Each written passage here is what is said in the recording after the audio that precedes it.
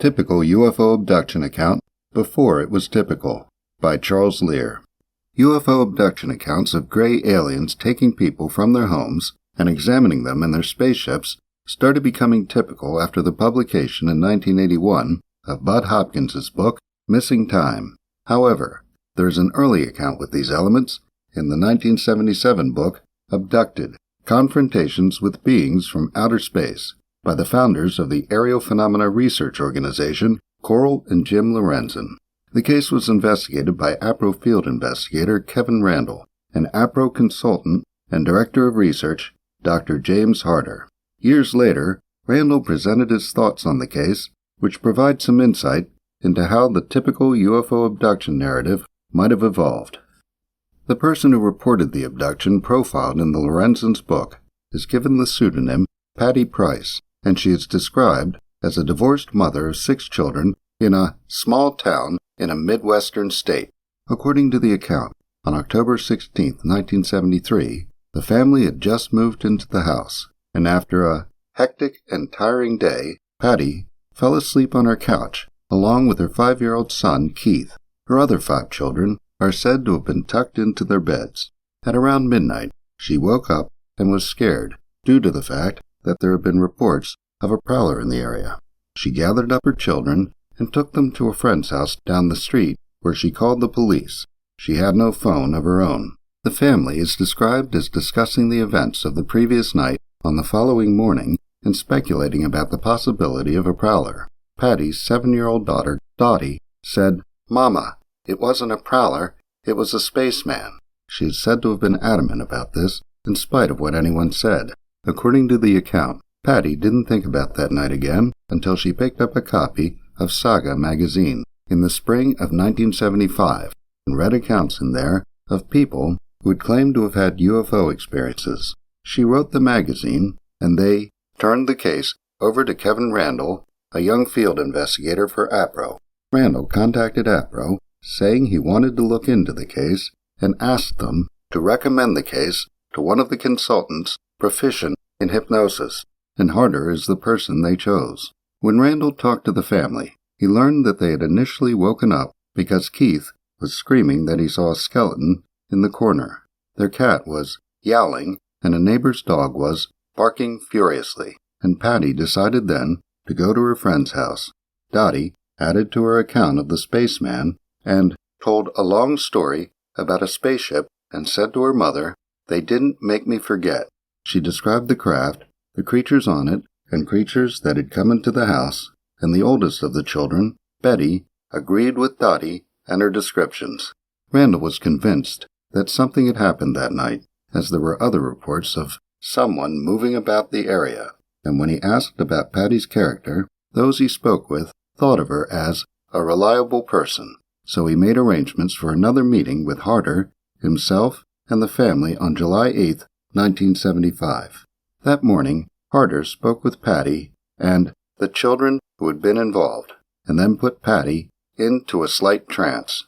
Patty described a bright light, 2 figures standing over her, and said Keith wasn't with her. She described the creatures as bright and skinny, and said they were dressed like people in the service. The story came out that she, Betty, Dottie, Keith, and another child, Steve, were taken, and she found herself in a large, bright, round room. She said she could see the stars through the side toward the top. She described 4 or 5 creatures in uniforms and machines like computers. She said the creatures were cold-blooded and didn't want her to know it, and that they treated her like a guinea pig. She said she didn't remember being examined, but knew that she was. With coaxing from Harder, she described the creatures in more detail, saying they were just over 4 feet tall, very thin, with long arms, clawed hands with small thumbs, large slanted eyes, and were wearing, in the author's words, fluorescent clothing with Sam Brown belts, and possibly gloves. She then described being floated over the ground back to the house and recounted how they had woken up and gone to her friend's house. Hypnosis was attempted on Betty later that night at Randall's hotel room. The house was too noisy. However, when questioned about the creatures, she woke up. This happened on the second attempt as well. Dottie was then questioned, without hypnosis, and she described a line of people that included Betty and 2 neighbor boys waiting to get on the machine. She said the creatures thought at me with their heads. When questioned the next morning at her home, she described 2 creatures being in the house, one in the corner and one near the couch, and said the one in the corner told her she wouldn't be sick anymore. Randall is said to have pointed out in his report to APRO that she had been very ill prior to the experience and was in good health afterwards. Patty was put under again, and she recalled more about the examination and said they had lots of machines. Harder asked, "Were some of those machines attached to you by wires?" and got no response. She then said, "They put me on a table and hooked me up on one leg and one arm." She said angrily, "I didn't like their examination." Harder asked if it was a gyne exam, and she said, "That's part of it. I don't like what they do with my head." She said they were taking her thoughts. Asked how they did that, she said, "They put a needle in, and they took my mind, my thoughts." Another detail that came out was that there was a human in the room, examining her as well, who was wearing horn-rimmed glasses and was bald with a fringe of gray on the sides. Patty spoke of needles being pushed into her and being asked about her family, what she loved and hated, and what animals she liked. She said, "They need us." She also said, "They limited time," and when asked what gave her the idea that their time was limited, she explained, "Not amount of time. I don't know what it means."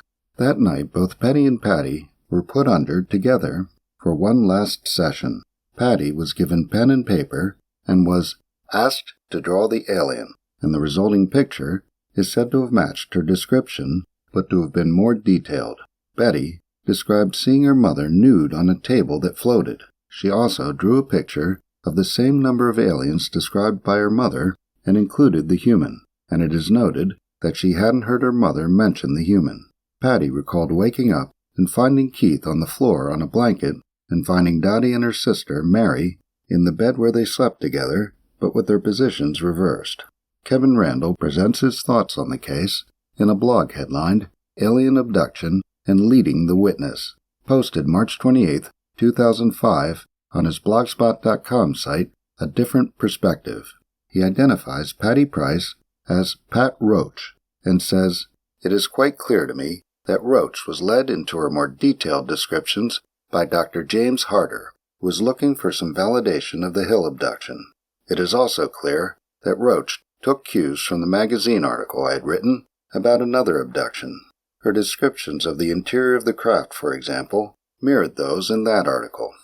He gives details of Harder's influence. Between sessions, Harder discussed with Roach other abduction cases.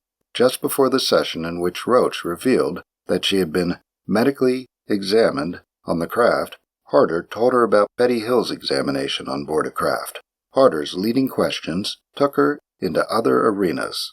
His conclusion regarding the accounts given by Roach and her children is this: the genesis was the adult's episode of sleep paralysis, and then 2 years of discussing this with her children until some of them believed they had been abducted. Charles Lear is the author of Crashed Saucers and Malevolent Aliens, available at Amazon.com.